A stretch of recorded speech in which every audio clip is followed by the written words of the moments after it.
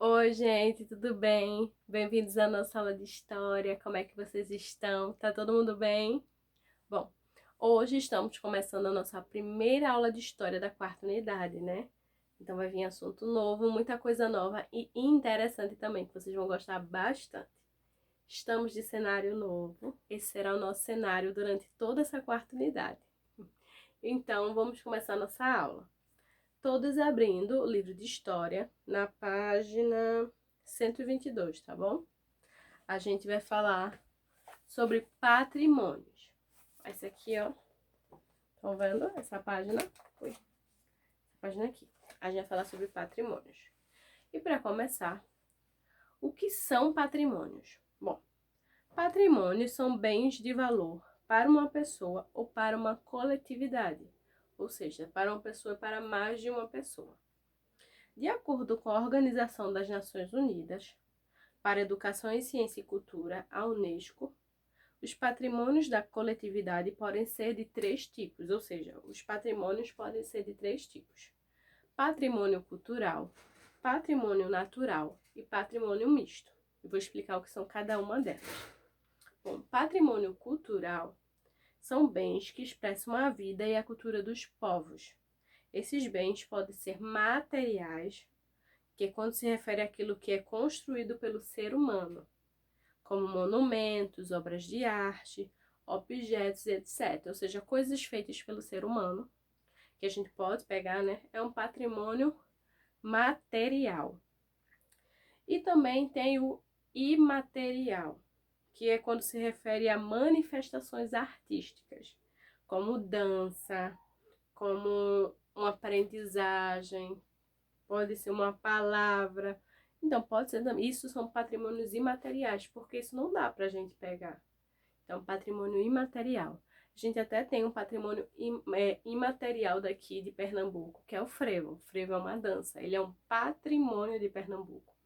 Mas como a gente não pode pegar na dança, né? Não é um objeto, então é um patrimônio imaterial. Agora, se fosse um objeto que eu estivesse falando, aí seria um patrimônio material. Bom, esses são sobre os patrimônios culturais. Vamos falar agora sobre os patrimônios naturais. São bens que fazem parte da natureza. Ó, natural já vem de natureza. Como formações físicas, geológicas e biológicas.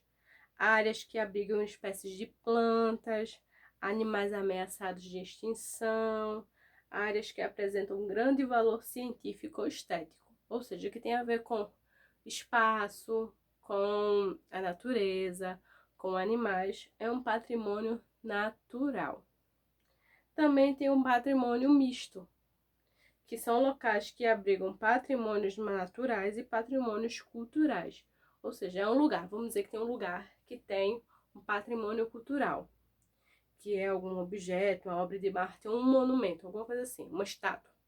Mas essa estátua vai dizer que fica dentro da natureza. Então, ali na natureza é um patrimônio natural. Então, ali tem dois tipos de patrimônio no mesmo lugar, natural e cultural. Aí a gente fica assim, e qual é então o nome de cada um? Quando tem dois patrimônios juntos no mesmo lugar, se chama patrimônio misto. Por isso que é misto, de misturado. Bom, agora que a gente já conheceu um pouquinho sobre patrimônios, a gente vai conhecer agora sobre a Unesco. A Unesco é uma instituição internacional com 193 países membros, criada em 1945.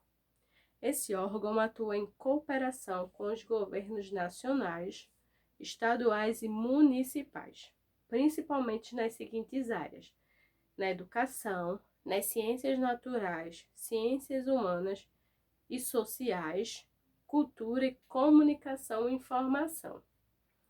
As principais funções da Unesco hoje em dia são desenvolver plenamente a educação de qualidade para todos, incentivando programas e dando suporte necessário aos governos, incentivar a conservação ambiental e o desenvolvimento sustentável, aprovando medidas e acordos de cooperação para melhorar a gestão dos recursos naturais, estimular princípios ligados à liberdade de expressão, de acesso universal ao conhecimento, e desenvolver ações de proteção e valorização dos patrimônios culturais e naturais da humanidade. No Brasil, a Unesco atua desde 1964, quando foi estabelecido o escritório representante da instituição no país. Então, quando fizeram o escritório aqui da Unesco, foi em 1964. Agora, na página 123, a gente vai falar sobre um pouquinho sobre proteção de patrimônio mundial. Em 1972, aconteceu em Paris, na França, a Convenção para a Proteção do Patrimônio Mundial, Cultural e Natural, organizada pela Unesco. Foi então estabelecido o conceito de patrimônio mundial, que são bens naturais ou culturais de valor excepcional. É muito, muito, muito importante. Então, ele é um patrimônio mundial, ele é importante para o mundo todo. Devendo ser protegido não somente pelo país em que ele fica, mas por todos os países. Então, ele é tão importante que, exemplo, vou dizer que aqui tem um patrimônio mundial, uma coisa muito importante, mas está no Brasil. Mas como ele é um patrimônio mundial, não é só o Brasil que tem que tomar conta dele, não. São todos os países, porque ele é importante para todos os países. É representado pela Unesco. Foi criado também o Comitê do Patrimônio Mundial e estabelecida uma lista de patrimônio mundial.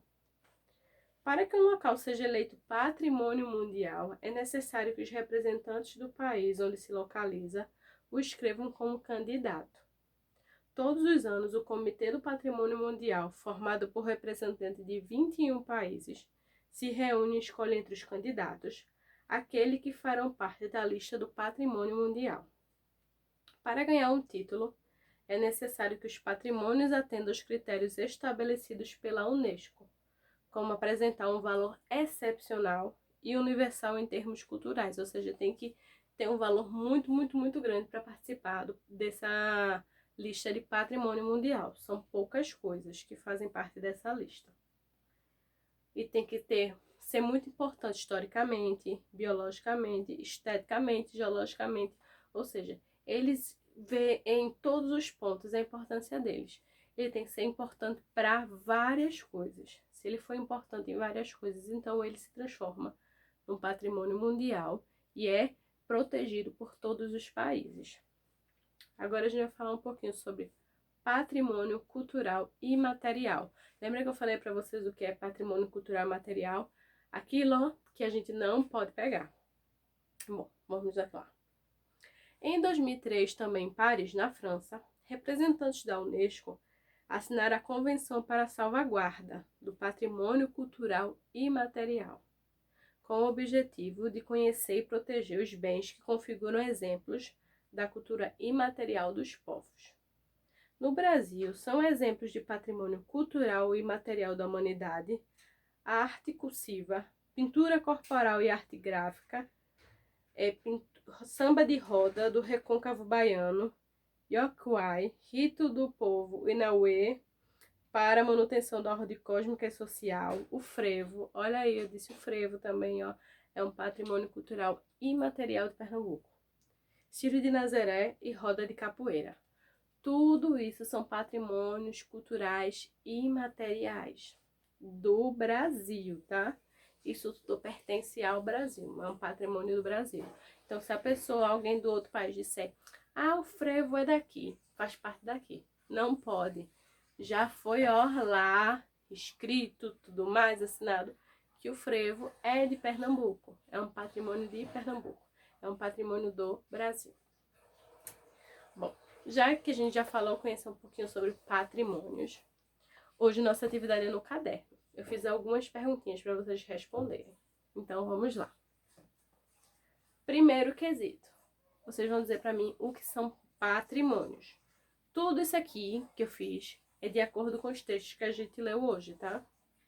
Primeiro quesito. O que são patrimônios? Segundo. Os patrimônios podem ser de 3 tipos. Quais são? Vocês vão falar um pouquinho sobre cada um deles. Terceiro. O que é a Unesco? Quarto quesito. Quais são as principais funções da Unesco? São muitas coisas, vocês vão citar só uma ou duas, tá?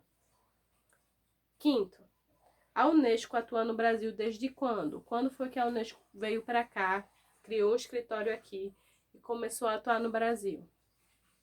Sexto, o que é patrimônio mundial? Sétimo, o que é patrimônio imaterial? São só essas perguntinhas que vocês vão responder. Bem fáceis. E todas elas estão nesse texto que eu li com vocês, tá bom? Então, encerramos a nossa aula de hoje, gente. Um beijo. Tchau, tchau. E até a nossa próxima aula de história.